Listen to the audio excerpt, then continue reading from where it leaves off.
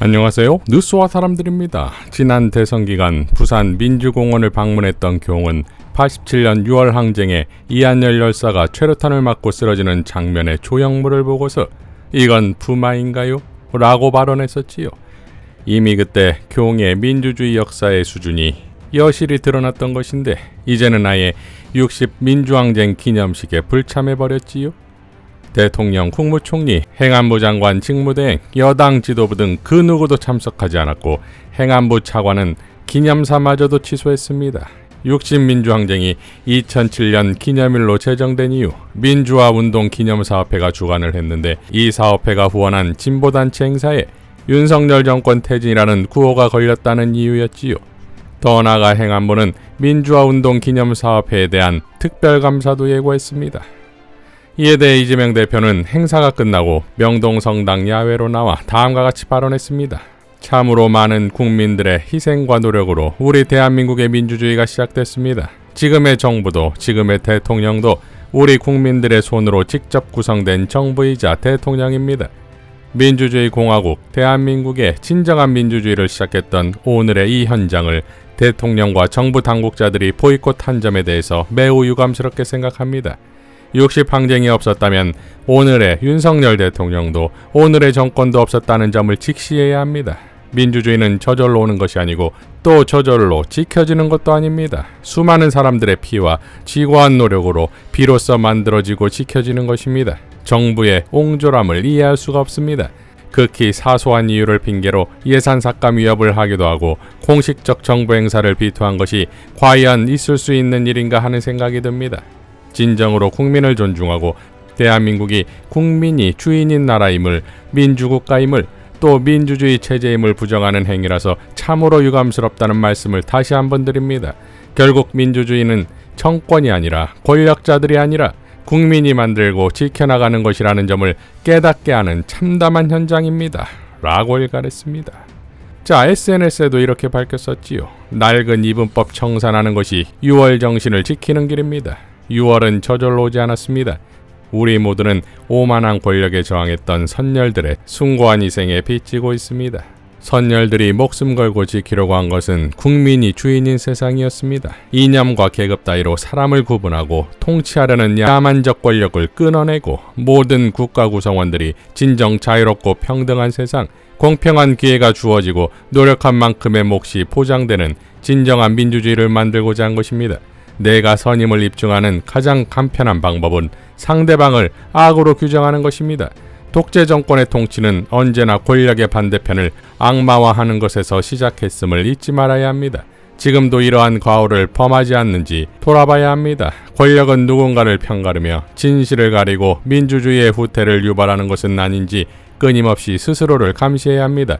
노동자를 갈라치게 하거나 사법의 이름을 빌어 진영 내분을 획책하는 것은 민주주의를 훼손하는 사악한 구태입니다.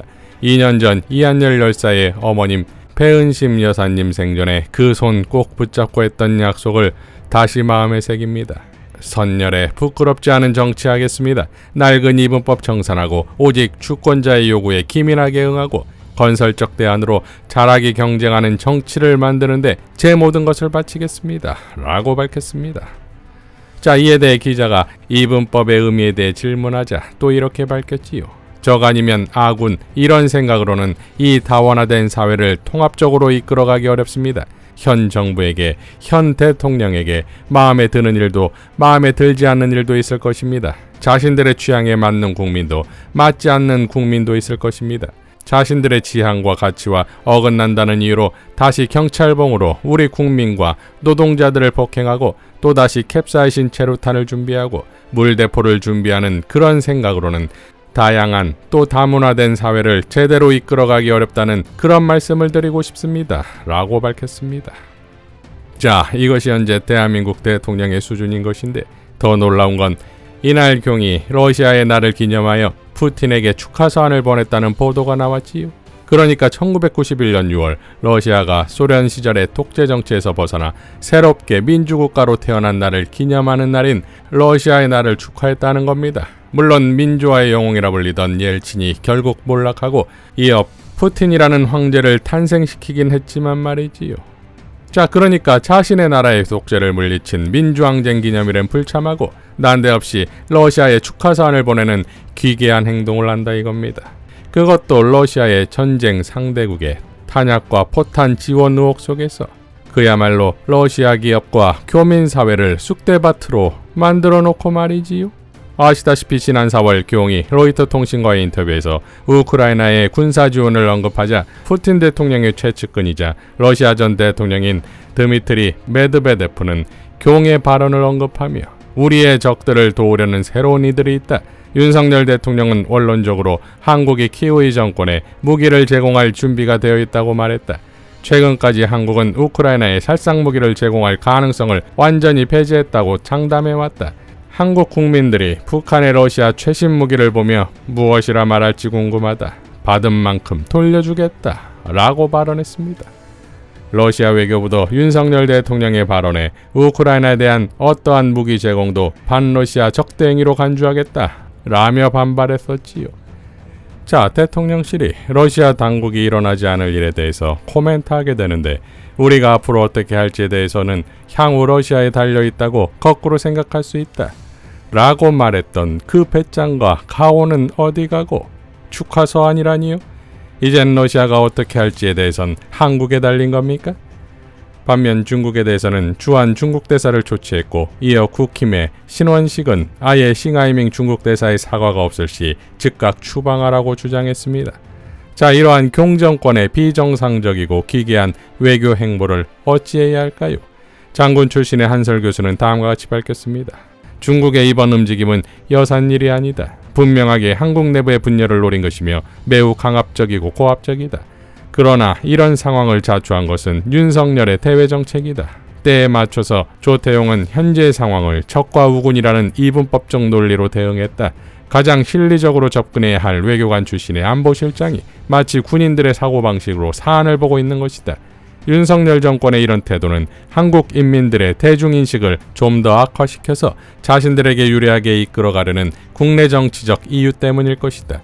사드 사태 이후 중국의 혐한론이 결과적으로 한국의 대중인식을 크게 악화시켰던 경험을 고려한 것이라고 생각한다. 윤석열 정권은 아무리 해도 올라가지 않는 지지율을 중국을 이용하여 올려보려는 얄팍한 시도를 하고 있는 것이다. 윤석열 정권의 이런 얄팍한 생각이 제대로 먹혀 들어갈 수 있을까? 중국은 이미 그런 경험을 충분하게 고려하고 윤석열 정권의 이런 반응을 예상하면서 한국에게 고압적인 태도를 보인 것으로 보아야 한다. 중국의 고압적인 태도는 윤석열 정권 하에서 더 이상의 정책 전환을 기다리는 것은 무의미하다고 생각하고 있다는 것을 의미한다. 중국의 이런 태도는 앞으로 한국에 대해 보다 강경한 방식으로 대응할 것이라는 것을 의미한다. 중국이 강경하게 대응할 수 있는 방법은 무엇일까? 아마도 경제 안보 등에 걸친 총체적인 방안이 될 것이다. 이미 한국은 중국에 의해 경제적으로 상당히 불이익을 당하고 있는 것으로 보아야 한다. 삼성의 갤럭시, 현기차 등이 중국의 내수 시장에서 거의 퇴출되고 있는 것도 그런 이유다. 이제까지는 한국의 스마트폰과 자동차 등에 대한 무한의 제재를 가했다면 앞으로는 그 범위와 폭이 훨씬 더 넓어질 것이다. 한국의 빈자리는 유럽과 동남아 국가들로 채워질 가능성이 높다. 최근 유럽의 일부 국가들과 아세안 국가들이 중국과의 관계를 강화하는 것도 모두 경제적인 이유 때문이다. 유럽 국가들과 아세안 국가들 그리고 일본도 윤석열의 이런 대중 적대 정책에 쾌재를 부르고 있을 것이다. 다른 나라를 행복하게 해주고 자국을 힘들고 못 살게 하는 것이 윤석열의 대정책이다. 한국은 중국을 대체할 수 있는 시장을 찾을 수 없다. 갑자기 하늘에서 또 다른 중국이 우리 앞에 떨어지는 것은 아니기 때문이다. 윤석열 정권은 중국에 대한 혐오감을 강화하기 위해 전 내각이 나서고 있다. 그러나 지금의 상황은 사드 사태와 또 다르다. 지금은 인민들이 살기 어렵다. 더 이상 중국과 어긋나다가는 진짜로 먹고 살기 어렵고 망할 수도 있다는 생각이 팽배하다. 윤석열의 대중 적대 정책이 더 이상 먹혀 들어갈 것이라고 생각하지 않는 이유다. 중국도 그런 정도는 생각하고 이번과 같은 일을 벌였을 것이다. 세계적인 경제기구들은 올해 한국의 경제 성장률을 점점 더 낮게 예측한다. 이 모두 중국과의 관계 때문이다. 대만 문제에 그렇게 나설 것 같으면 차라리 중국과 단교를 해야 한다고 할 것이다. 한국이 중국과 수교할 때는 조건 중에서 가장 중요한 것이 대만에 대한 중국의 입장을 지지하는 것이었다. 바꿔도 되는 말과 약속이 있고 바꿔서는 안 되는 말과 약속이 있다. 내가 상대방을 압도할 수 있을 때는 약속도 바꿀 수 있다. 그러나 상대방이 나보다 월등하게 강력할 때는 함부로 약속을 뒤집어서는 안 된다. 엄청난 보복을 받을 수 있기 때문이다. 그것을 무시하면 어리석다. 피해를 자초하는 것이기 때문이다. 중국이 어떤 보복과 조치를 할 것인지 걱정이 된다. 중국의 이런 강압적 언사와 태도는 실제적인 행동을 하기 위한 전조라고 생각한다. 윤석열은 어리석은 길로 들어섰다. 이미 너무 깊숙하게 들어갔다. 앞으로 모든 피해는 인민들이 당하게 될 것이다. 라고 밝혔습니다. 자, 결국 미국의 싱크탱크가 분석한 대로 윤석열은 미국이 감당하지 못할 사고를 칠 것이라는 것이 적중될 듯하지요. 그 사고의 책임은 오롯이 대한민국 국민이 지게 될 것입니다. 그러니 오직 희망은 이재명입니다. 이상 뉴스와 사람들이었습니다. 시청해 주셔서 감사드립니다.